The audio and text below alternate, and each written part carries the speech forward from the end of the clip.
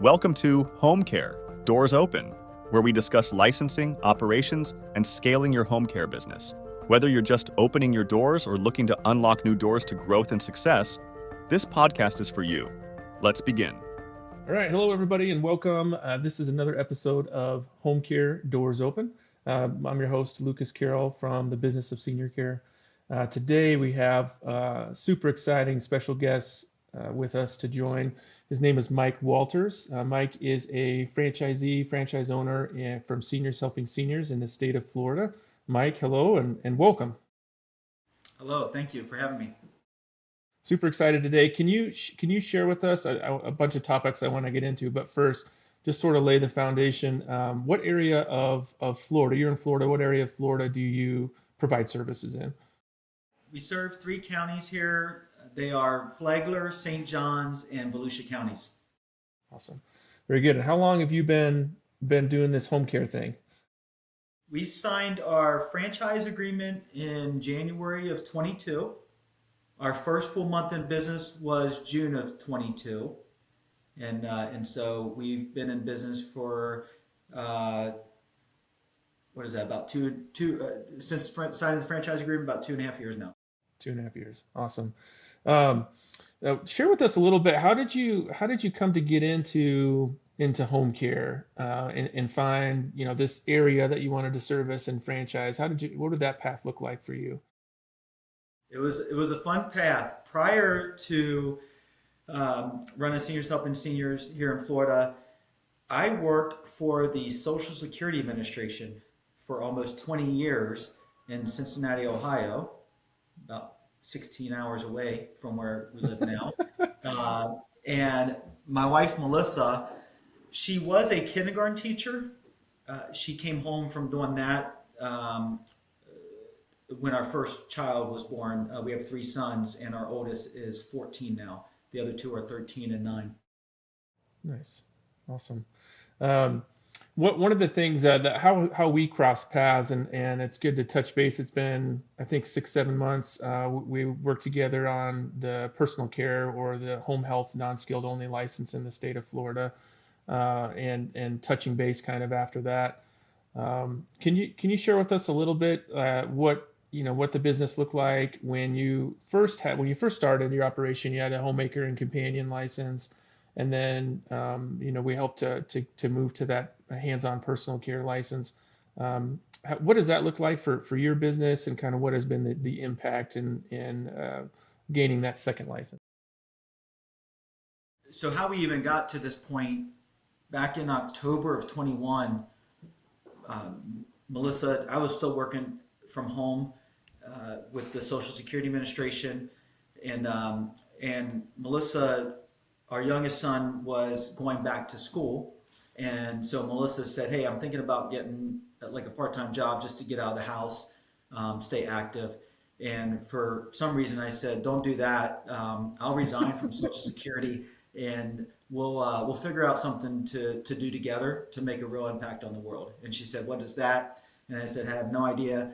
And so we got busy trying to figure it out. And we went through a lot of different paths, a lot of different options, and ended up with Seniors Helping Seniors in the home care industry, and moving our family down to Ormond Beach, Florida. Like I said, 16 hours away. That was mid-school year for the kids, so they changed schools, and then we got started in this industry, which neither of us had any idea what it was all about. If you would have asked me 3 years ago what home care even was, I would have not been close to being accurate. So that's kind of how we got to that point to sign that franchise agreement in January 22. We physically moved our family in February 22, and we got up and running with everything in June of 22 after insurance and licensing and everything like that. And we actually started with the homemaker companion license, which I think I guess you could call it the basic license, to allow you to operate. And that's what we kept from June of 22 to February of 24. So a little over a year and a half. And we did well with that. Had some success. We were growing at a pretty good pace. And the home office at Senior Supplement Seniors, we were talking with them, and they said you should really look into getting your home health license. And that's a thing that that in this industry, at least we were, and maybe other people feel this way, was kind of a scary thing. And we were like, oh my gosh, like where do you start? And I think that fear would have kept us just with our homemaker companion license, and we would have had a pretty good go at it. But then they said, well, listen, we have this guy, Lucas. It's what he does, and he guides people through it. And then they got us in contact with you, and we got through the process. It was like we almost didn't skip one of the things we were scared of was taken away from our already existing business to focus on now trying to get this license. You handled all that, Lucas, and I know I've told you this before, but it was almost like we got you the things that you asked for, which were very little, and you did a lot of the things for us, set us up for success. And I want to say it was within 4 months, something like that, that we were fully licensed and ready to go. So interesting. I just looked at these numbers, and so we got our so we had been operating since June of 22, a little over a year and a half, and got to a certain point. And then since February 20th of 24, so just under 6 months now, we have grown 73% since getting our home health license. Wow. That's amazing. That is so awesome. I mean, I think that's first a testament to you as a business owner and the type of people that want to come and work for you and the clients that you take care of. But the focus in that amount of time for that amount of growth is that's awesome, man. Congratulations on that. Thank you. Yeah. We're excited, and it's exciting. Good.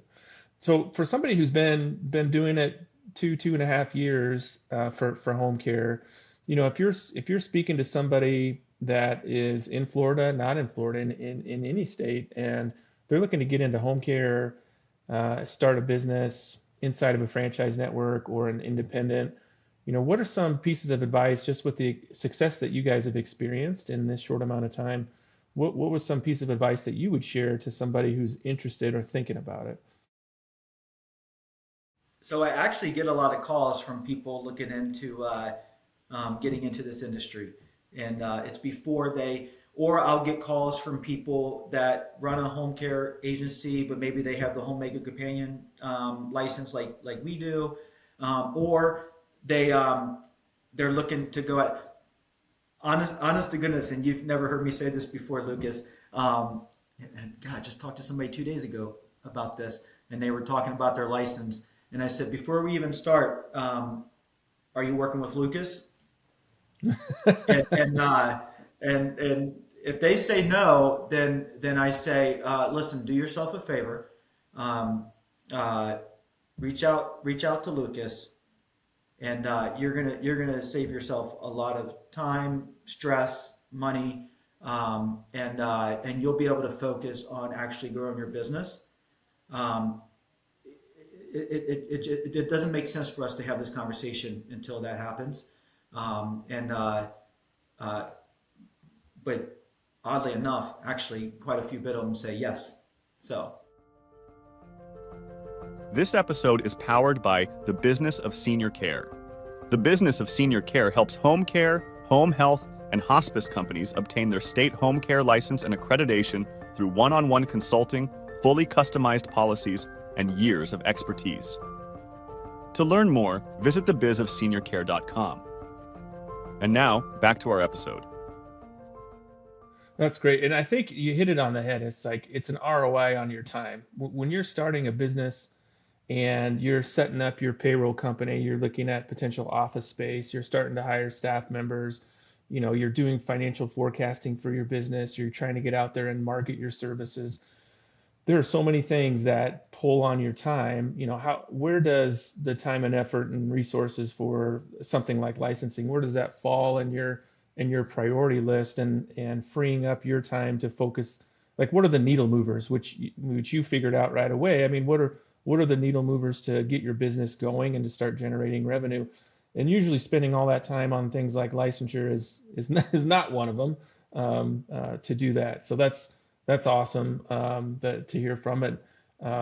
Any other keys that you can think of for your success, like your team or your office that you set up, or your kind of mojo for your office? What do you think have been some keys for your success? With that, well, all of our success is because of our caregivers.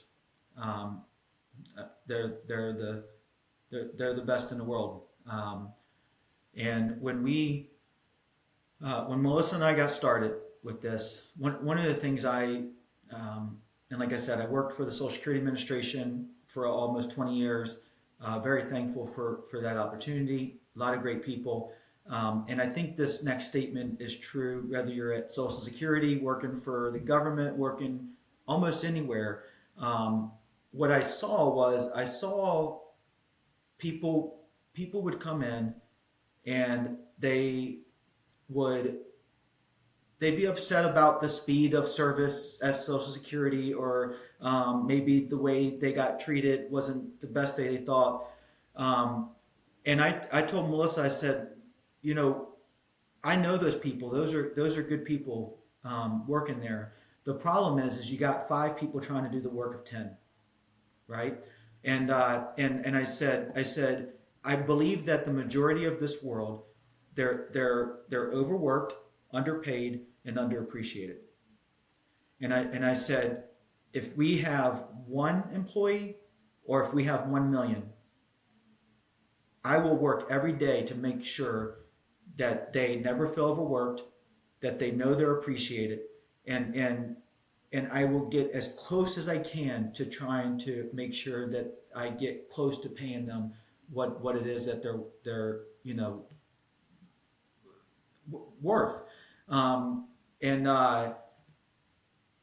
when we first got started,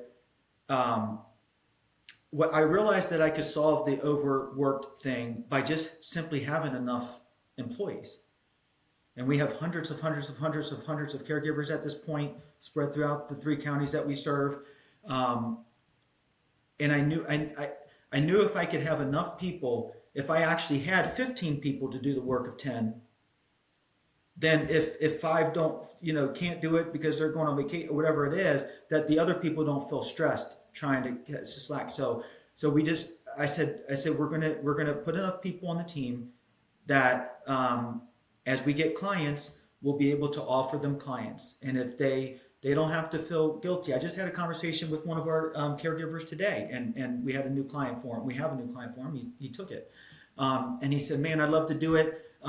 Here's the thing: is that in September, I'm planning a trip to California to visit my brother.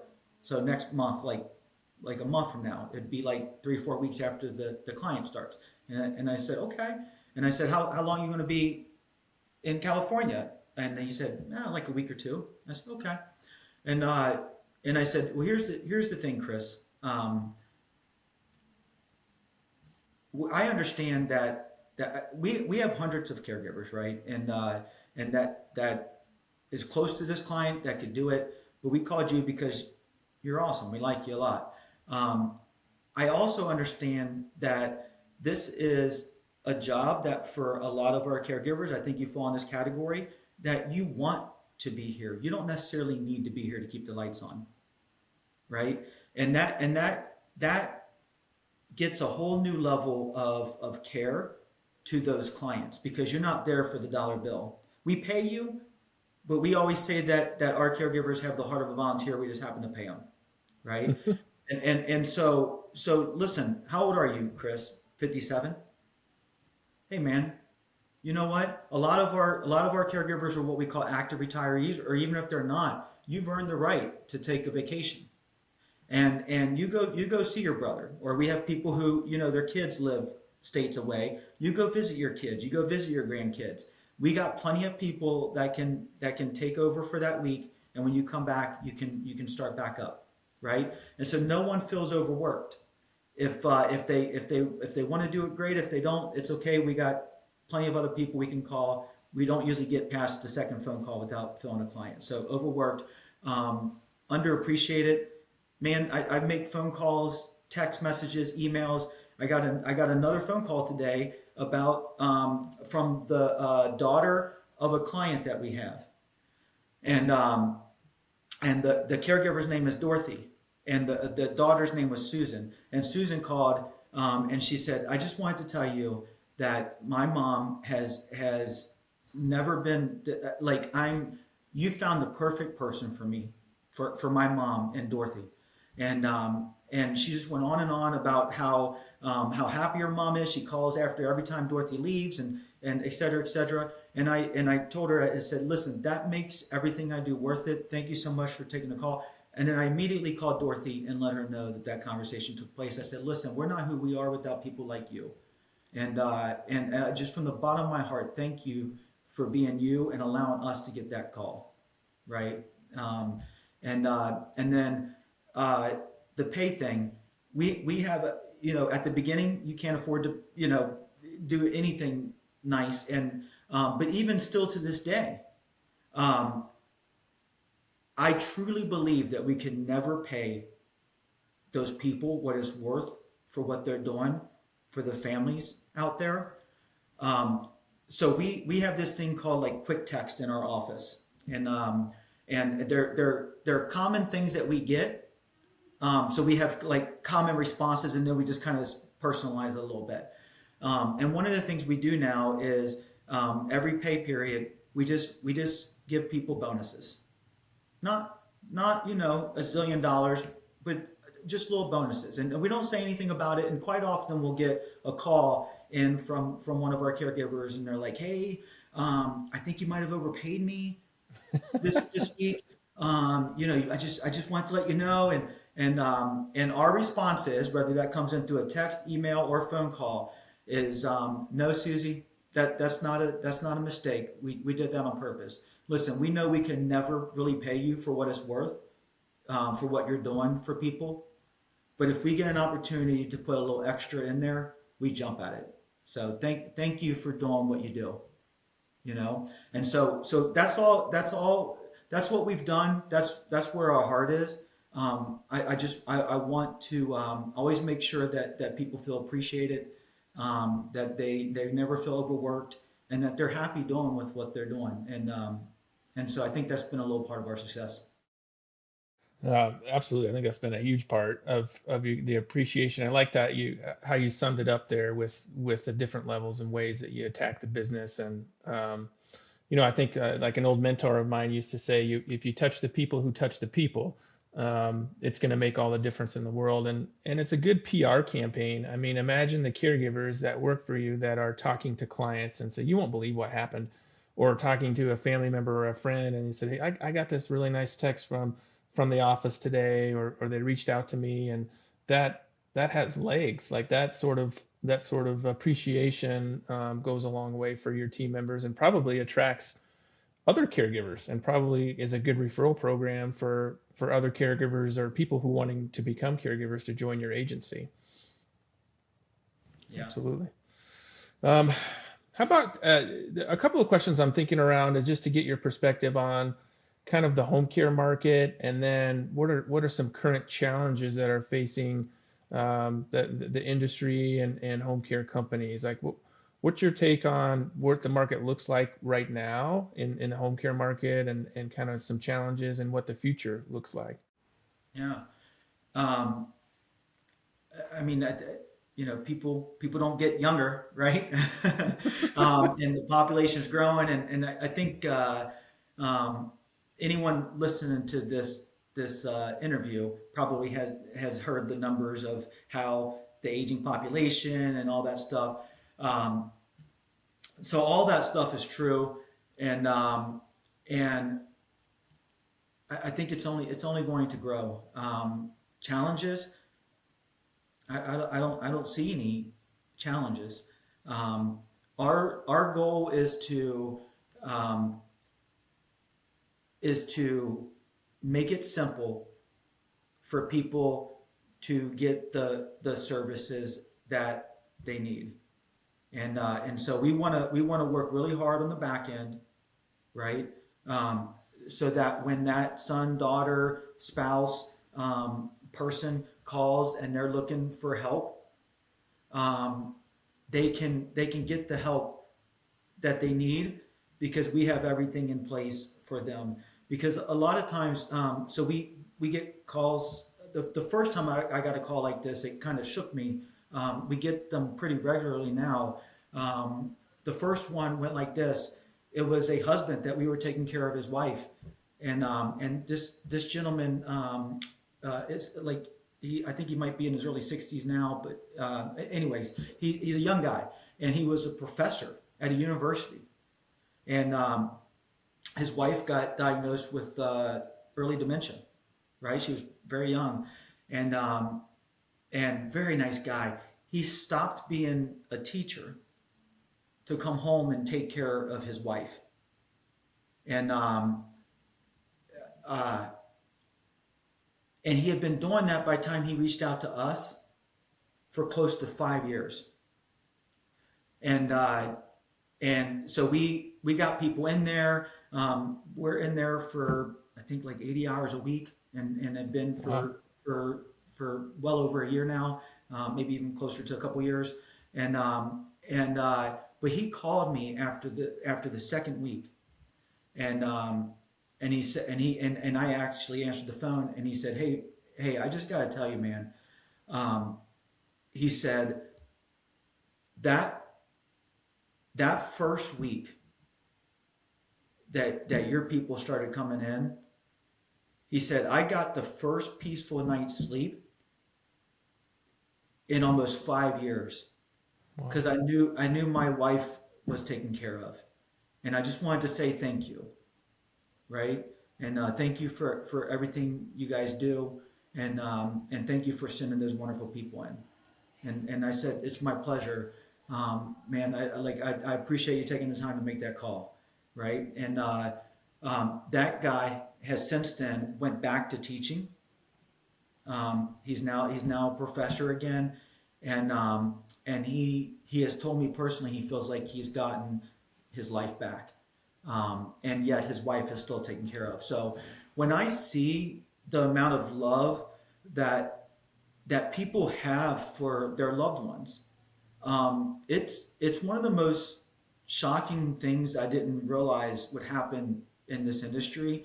The amount of love that husband has for his wife to basically give up everything. The amount of love a wife has for her husband, child for mom. I mean, it's neighbors. We have friends calling to get help for their friends, and it's a beautiful thing. And so all we want to do is have the people in place, right, with the right heart, so that when those people call, we say it in our office all the time. From the moment they call Seniors Helping Seniors, we're going to take everything off their plate. That's it. Everything. That's it. Their days of worrying are over, and we're going to take everything off their plate, and we're going to make sure that their loved one gets the care that they need. And one of the ways that we do that is we also say when a person comes in to work with us, we're going to take everything off their plate. They never have to worry about not clocking in on time, not worried about finding an address, anything, not worried about all the paperwork to get hired. Listen, we're going to take everything off your plate, and there's nothing we can't take care of on the back end. so that all you need to do is go in and take care of that person.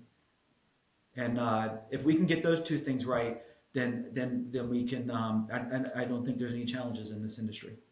Absolutely. And it makes me think of, clients that I've, that our agency from before has taken care of. And this sense of letting the husband become a husband again, letting the daughter become a daughter again, letting the loved one just go back to being just loving their family member and not having to have this whole extra amount of making sure that they're taking care of them, providing the care, also trying to maybe juggle a full-time job, like doing so many other things that they can just go back to being that loved one and enjoy them, and then have a support system like a caregiver in there to actually provide the care.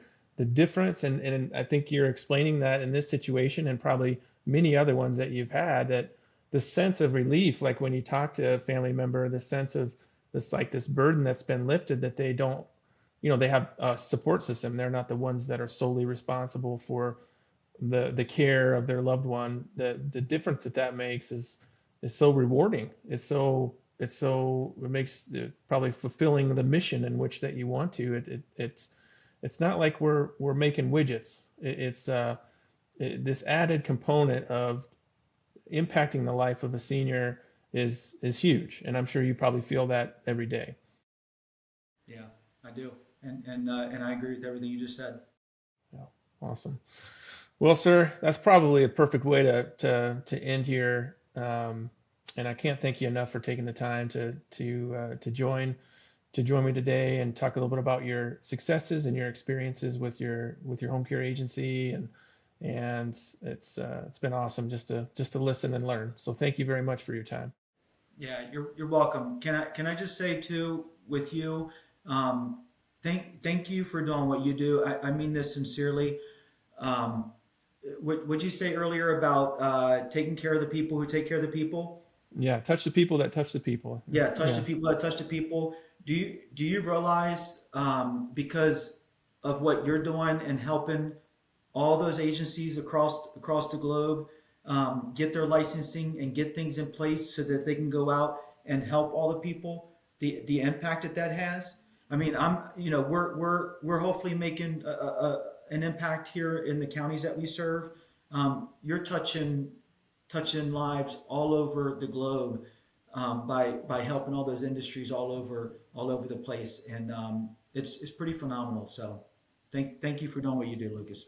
Well, thank you for saying that. I think just with this market, for home care, the demand is so big for seniors that want to remain and age in place, and having agencies there in local communities to be able to fulfill that need that they have to just age gracefully in place and have a support system.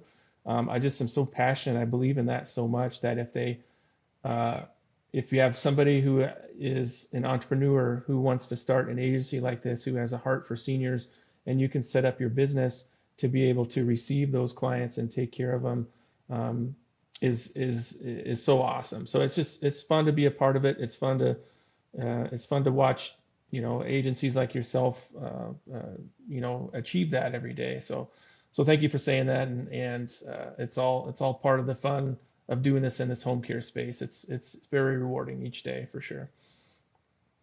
Well, good.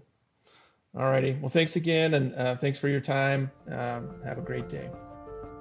If you found this conversation valuable, please leave a review on your favorite podcast platform.